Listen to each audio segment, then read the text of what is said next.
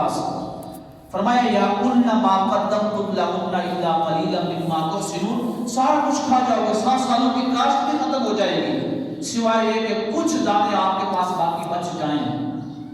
اور فرمایا ثم یأتی من بعد ذلک عام، یہ جو 7 سال خشکی کے ہوں گے، قحط کے ہوں گے، ان 7 سالوں کے بعد پھر ایک سال آئے گا فیہ یغاث الناس، اس میں بہت بارش ہوگی، بہت کھیتی ہوگی، پھر وفیہ یعصرون، اتنے پھل ہوں گے کہ تم توڑتے تھک جاؤ گے لیکن پھلوں کی پیداوار ختم نہیں ہوگی۔ سبحان اللہ سبحان اللہ، بے کائنات پیداوار دے گا، اتنی کاشت ہوگی۔ اب وقال الملک اتونی بہ، اب یہاں پہ قرآن نے درمیان میں سارا واقعہ چھوڑ دیا کہ وہ بادشاہ کے پاس آیا، اس نے بادشاہ کو کیا کہا، بادشاہ نے کیا پوچھا، قرآن نے یہ بیان نہیں کیا، یہ تفاصیل میں آیا۔ آپ کہتے ہیں کہ جیسے وہ خواب کی تعبیر پوچھ کر وہ بڑا خوش تھا، اس نے کہا کہ کوئی بھی معبر مصر میں میرے خواب کی تعبیر نہیں بتا سکا، بادشاہ کے خواب کی تعبیر نہیں بتا سکا، جیسے ہی میں بادشاہ کو بتاؤں گا کہ جو جیل میں قیدی تھا جس کا نام تھا یوسف، اس نے آپ کی تعبیر کا علم بتا دیا ہے، آپ کے خواب کی تعبیر کیا ہے اس کے بارے میں بتا دیا ہے، جیسے ہی بادشاہ کو خواب کی تعبیر کا علم ہوگا بڑا خوش ہوگا، اسے بڑی مسرت ہوگی، جو اتنے دنوں سے پریشانی میں ہے کہ کوئی بھی معبر بادشاہ کے خواب کی تعبیر نہیں بتا سکتا، جب اس کو معلوم ہوگا کہ اس کے خواب کی تعبیر یہ ہے تو خواب کی تعبیر جاننے کے شوق میں، اس خوشی میں وہ حضرت یوسف علیہ السلام کو جیل سے آزاد کر دے گے، قید سے آزاد کر دے گے۔ کہتے ہیں کہ جیسے وہ محل میں پہنچا، بادشاہ نے پوچھا اس سے کہ میرے خواب کی تعبیر لائے ہو یا پھر سزا کے لیے تیار ہو؟ اس خادم نے کہا، ساقی نے کہا جو شراب پلاتا تھا بادشاہ کو، اس نے کہا بادشاہ کے صبر رکھیں، اطمینان رکھیں، میں جن کے پاس گیا ہوں خالی ہاتھ نہیں موڑتے، سبحان اللہ سبحان خالی ہاتھ نہیں موڑتے، ان کے پاس جو بھی جاتا ہے جولیاں بند کر واپس آتا ہے۔ بے شک بے شک بے شک۔ بادشاہ نے پوچھا اچھا کیا لائے ہو، میرے خواب کی تعبیر کیا ہے؟ اس وقت اس خادم نے بتایا کہ آپ کے خواب کی تعبیر یہ ہے جو آپ نے بیان کر دی، یہ جو سارا دبلی پتلی گائیں ہیں، اس سے مراد یہ ہے کہ 7 سال قحط کے آئیں گے، اس کے اندر کوئی پیداوار نہیں ہوگی۔ یہ جو 7 موٹی تازہ گائیں ہیں، اس سے مراد یہ ہے کہ 7 سال ایسے آئیں گے جس کے اندر بڑی فصلیں ہوں گی، نعمتوں کی فراوانی ہوگی، بڑی فصلیں کاشت ہوگی، بڑی بارش ہوگی، لیکن وہ جو 7 سالوں میں جو بارش ہوگی، جو فصلیں کاشت ہوگی، بادشاہ کو کہنا کہ اس کو اپنے پاس محفوظ رکھے، کچھ نہ کچھ کھانے جو ضرورت کے مطابق ہے، زیادہ حصہ محفوظ کر لیں، جیسے ہی قحط کے 7 سال آئیں گے اس کے اندر یہ جو محفوظ کیا ہوا بندہ ہے یہ کام آئے گا۔ سبحان اللہ بادشاہ بڑا خوش ہوا۔ سبحان اللہ۔ بادشاہ نے کہا، قرآن کہتا ہے وقال الملک اتونی بہ، بادشاہ نے کہا کہ اس قیدی کو میرے پاس لاؤ، میں اس قیدی سے ملنا چاہتا ہوں۔ فلما جاءہ الرسول، وہ خادم دوبارہ حضرت یوسف علیہ السلام کے پاس آیا، اس نے عرض کیا کہ آپ کو بادشاہ ملنا چاہتا ہے۔ آپ نے فرمایا میں بادشاہ سے نہیں ملنا چاہتا۔ کون ہے جو بادشاہ سے نہ ملنا چاہے؟ کون ہے جس کو وزیر اعظم بلائے اور وزیر اعظم کی دعوت میں نہ جائے؟ لیکن حضرت یوسف علیہ السلام نے فرمایا کہ مجھے بادشاہ کی حاجت نہیں ہے، بلکہ بادشاہ کو میری حاجت ہے، میری ضرورت ہے، میں بادشاہ سے نہیں ملنا چاہتا۔ اس خادم خاص نے پوچھا کہ پہلے تو آپ نے خود کہا تھا کہ جب بھی موقع ملے تو بادشاہ کے پاس میرا ذکر کرنا اور ان کو بتانا کہ مجھے ظلم جیل میں ڈالا گیا ہے، قید میں ڈالا گیا ہے، بغیر کسی قصور کے، بغیر کسی جرم کے۔ اب جب بادشاہ آپ سے ملنا چاہتا ہے، آپ کی ملاقات کا مشتاق ہے اور آپ کو آزاد کرنا چاہتا ہے، تو آپ بادشاہ سے ملنا کیوں نہیں چاہتے؟ آپ نے فرمایا ارجع الی ربک، اپنے بادشاہ کے پاس دوبارہ واپس جا، فاسألہ، اور بادشاہ سے کہہ کہ ان عورتوں سے پوچھے ما بال النسوۃ اللتی قطعن ایدیہن، کہ جنہوں نے عزیز مصر کے دربار میں اپنے ہاتھوں کو کاٹ لیا تھا، اس میں قصوروار کون تھا، میں تھا یا وہ جو عورتیں تھیں؟ پہلے میرے اوپر جو توبت لگی ہے اس توبت سے مجھے بادشاہ آزاد کروائے، پھر میں بادشاہ سے جا کے ملوں گا۔ ایک متہم شخص جس کے اوپر توبت لگی ہو، جیل میں ڈالا گیا ہو، وہ بادشاہ کے کتنا قریب ہو سکتا ہے؟ بادشاہ اس کی توبت کی کتنی دیر حفاظت کر सकता है, उसका सहारा बन सकता है, कुछ ना कुछ दिनों के बाद फिर तौबत वाले सालू उठाएंगे और तौबत लगनी शुरू हो जाएगी। फरमाया पहले बादशाह से कहो तो उनसे पूछें कि औरतों का कसूर है या यूसुफ का कसूर है।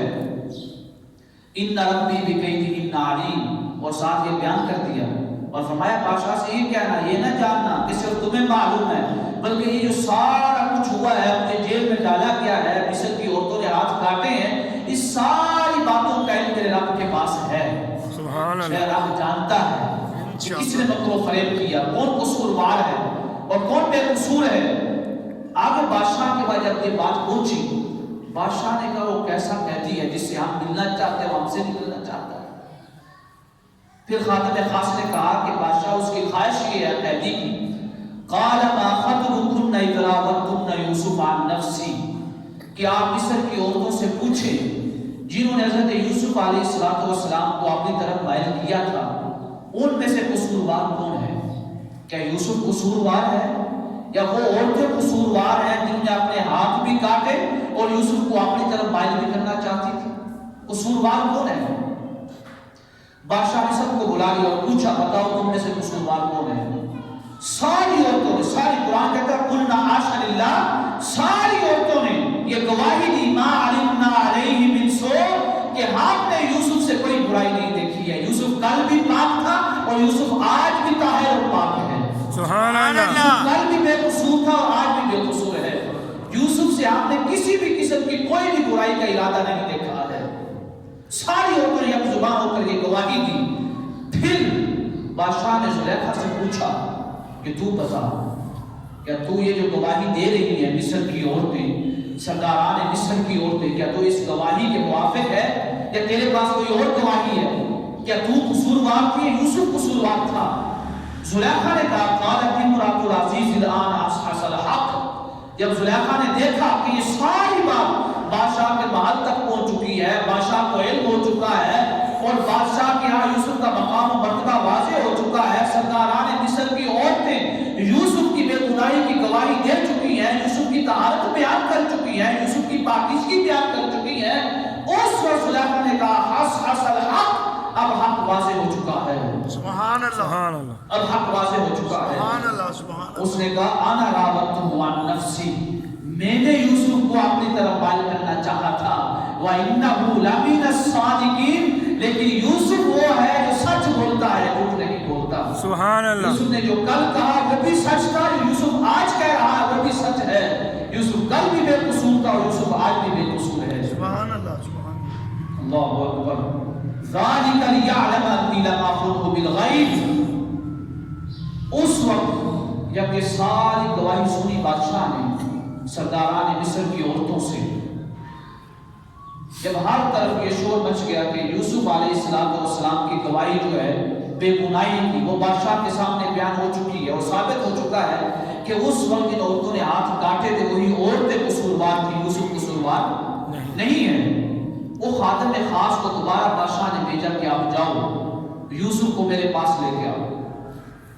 जब ये खातिब यूसुफ के पास पहुंचा और अर्ज किया कि आपकी गवाही बादशाह के सामने बयान हो चुकी है कि आप ताहिर और पाक हैं, आप बिल्कुल उस तोहमत से बरी हैं जो आप पे लगाई गई है, अब तो आप बादशाह से मिलना चाहिए या नहीं?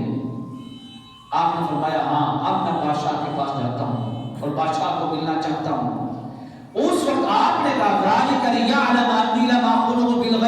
ये जो मैंने कहा है बादशाह ने सिर्फ इस वजह से नहीं कहा कि मैं उन औरतों से इंतकाम लूं,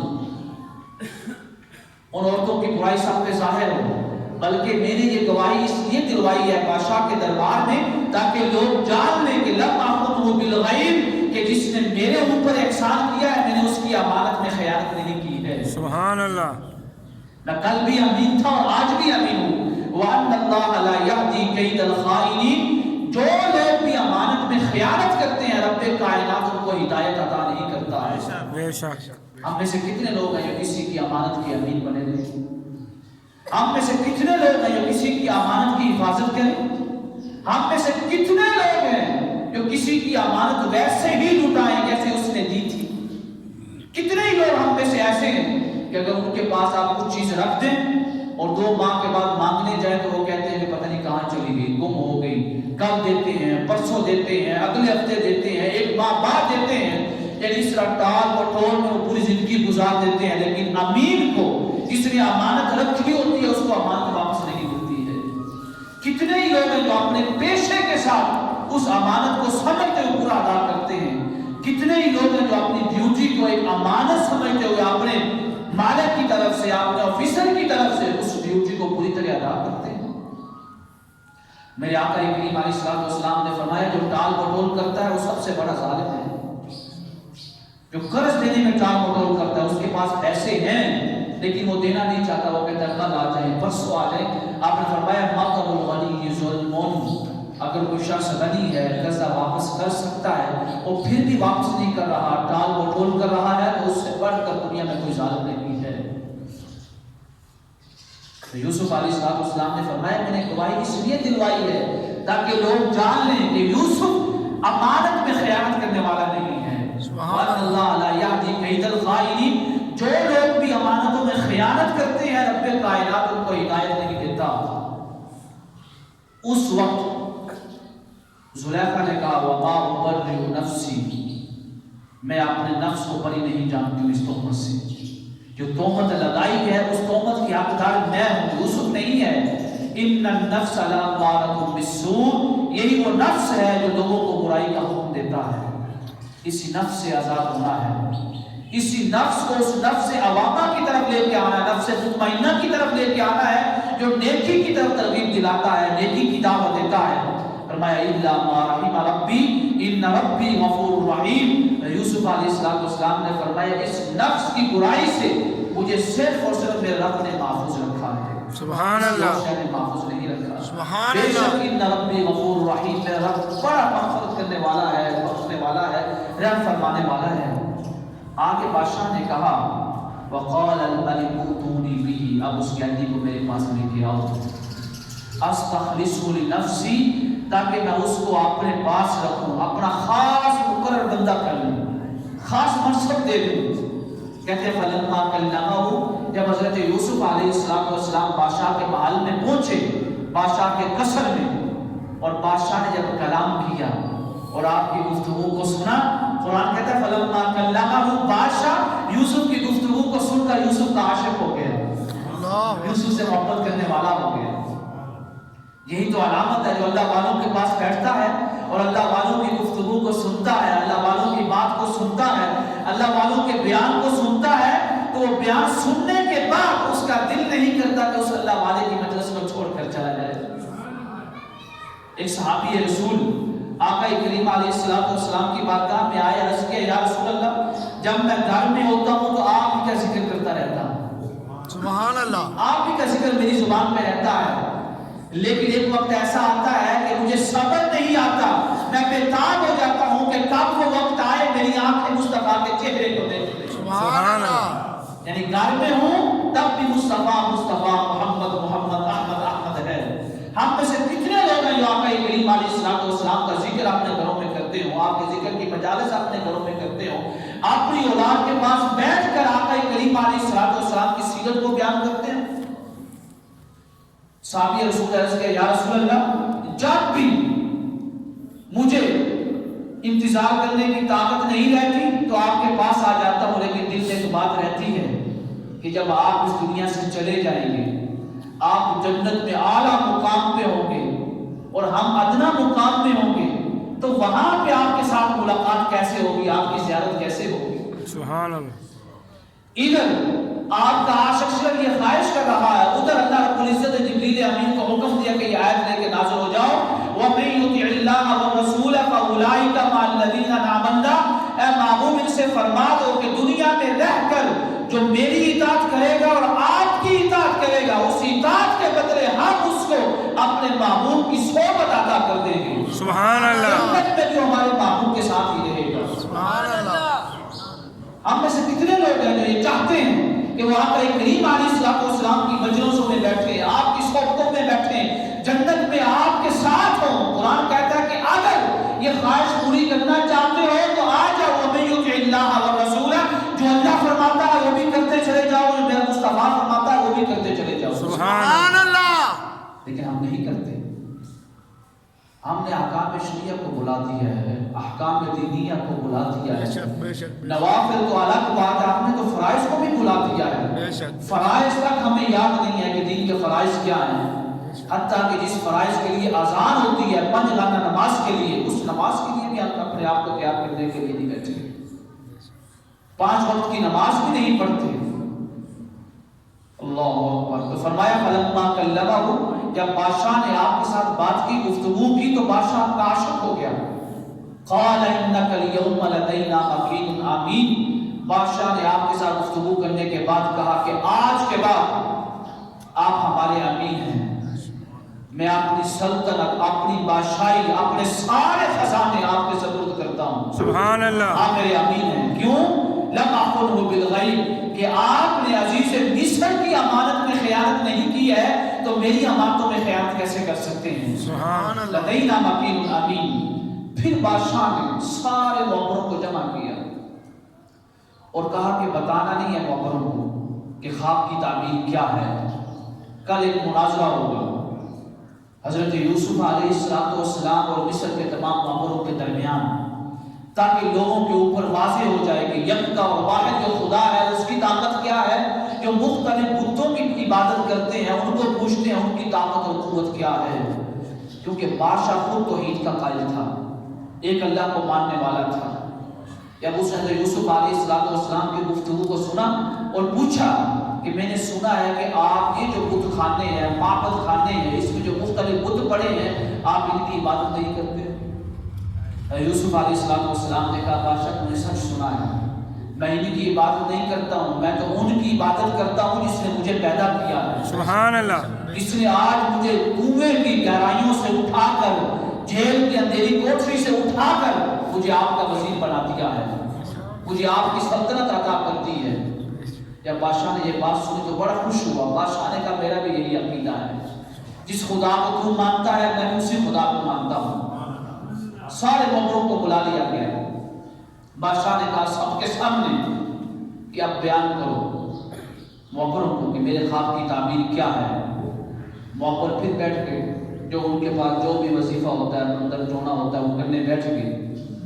انہوں نے جب سارا کچھ کرنے کے بعد پوچھا بادشاہ نے کہ میرے خواب کی تعبیر کیا ہے، تو انہوں نے کہا کہ آپ کے خواب کی تعبیر ہماری سمجھ میں نہیں آ رہی، صرف اتنا سمجھ میں آ رہا ہے کہ یہ جو 7 گائیں ہیں، ان 7 گاؤں کو مصر کی تاریخ میں 7 سالوں کے ساتھ تعبیر کیا جاتا ہے، صرف اتنا سمجھ آ رہا ہے اور کچھ سمجھ نہیں آ رہا۔ تو وہاں پہ جتنے بھی لوگ موجود تھے سارے ہنسنے لگ گئے۔ انہوں نے کہا یہی خواب کی تعبیر ہے کہ 7 گائے 7 سال، اب ان 7 سالوں کو ہم کریں کیا؟ پھر بادشاہ نے کہا یوسف علیہ السلام کی طرف اشارہ کرتے ہوئے کہ آپ کا رب کیا کہتا ہے؟ یہ نہیں کہا کہ آپ کیا کہتے ہیں، آپ کا رب کیا کہتا ہے، سبحان اللہ۔ آپ کے پاس کیا ہے؟ تو آپ نے فرمایا کہ میں وہی کہتا ہوں جو میرا رب مجھے عطا کرتا ہے۔ اس وقت معبد کے قائم کھڑے تو بڑے پریشان ہوئے کہ اگر ہم خواب کی تعبیر نہیں بتا سکے اور یوسف بتا دیتا ہے تو یہ جتنے بھی لوگ ہمارے پاس آتے ہیں، ہمارے بت خانوں میں آتے ہیں، نذرانہ دیتے ہیں، پیسے دیتے ہیں، یہ سارے کے سارے لوگ یوسف علیہ السلام کے خدا پہ ایمان لے آئیں گے اور ہمارے بت خانے میں نذرانے آنا بند ہو جائیں گے، جیسے آج کل جعلی لوگ کرتے ہیں، ہر قسم کے جعلی لوگ بیٹھے ہوئے ہیں۔ ان کو یہ فکر لاحق ہو گئی۔ یوسف علیہ السلام کو جب کہا گیا کہ آپ خواب کی تعبیر بتائیں، جب آپ نے خواب کی تعبیر بتائی، انہیں معبروں میں سے ایک جو معبر اعظم تھا اس نے وہاں پہ کھڑے ہو کر کہا کہ یوسف نے جو کچھ کہا ہے یہ سچ ہے، سبحان اللہ۔ میں یوسف کے خدا پہ ایمان رکھتا ہوں اور ایمان لاتا ہوں۔ اسی وقت اس نے اپنی زبان سے کہا کہ میں یوسف کے خدا پہ ایمان لاتا ہوں۔ جو معبر اعظم، اب آپ خود دیکھیں کہ تعبیروں کی بنیاد پہ بت خانے چلتے ہیں، معبد خانے چل رہے تھے اس وقت مصر کی تاریخ میں۔ اب مصر کا معبر اعظم یوسف علیہ السلام کے خواب کی تعبیر سننے کے بعد اگر یہ کہہ دے کہ میں بت خانوں کے خداؤں کو چھوڑ کر یوسف کے خدا پہ ایمان لا رہا ہوں تو ان پہ کیا بیتی ہوگی؟ انہوں نے کیا کیا؟ انہوں نے تعبیریں، انہوں نے یہ فیصلہ کیا کہ یہ جو معبر اعظم ہے کاہنوں نے اس کو مارنا، اگر یہ جگہ جگہ پہ جا کے یوسف کے خدا پہ ایمان لانے کا اعلان کرے گا تو سارے لوگ تو ہمارے بت خانے کو چھوڑ دیں گے، یوسف کے خدا پہ ایمان لے آئیں گے۔ تو انہوں نے اس معبر اعظم کو بروا دیا۔ कितने ही लोग आए लालच की खातिर, दुनिया की खातिर, सिर्फ पैसों की खातिर एक दूसरे को बर्बाद है। कितने ही कत्ल हैं जो सिर्फ और सिर्फ जायदाद की बदौलत पे हो रही है, ये जायदाद हमें मिल रही। कितने ही रिश्ते हैं भाइयों के आपस में टूट गए। एक भाई जो अच्छा कमाता है वो दूसरे भाई की हेल्प नहीं करता, दूसरे भाई की मदद नहीं करता। वालिदैन जब बेटे छोटे होते हैं ना, सबको क्यों पढ़ाते हैं? एक को इंजीनियर बनाते हैं, एक को डॉक्टर बनाएंगे, एक को कोई और तालीम दिलवाएंगे, एक को कुछ, ताकि इन चारों में से कोई ना कोई आला पोस्ट पे जाकर बाकी भाइयों का सहारा बन जाए। वालिदैन को क्या पता होता है, क्या इल्म होता है कि जब बड़ा होगा इसकी शादी होगी, ये बड़ी पोस्ट पे होगा, ये अपने भाइयों को भी भूल जाएगा। अपने भाइयों का सहारा बनने की बजाय उनके पास जो कुछ होगा उसको भी ले लेगा अपनी ताकत और कुव्वत के बल होते हुए। भाई तो इसलिए होता है कि अगर किसी की अच्छी पोस्ट है, अच्छी नौकरी है, वो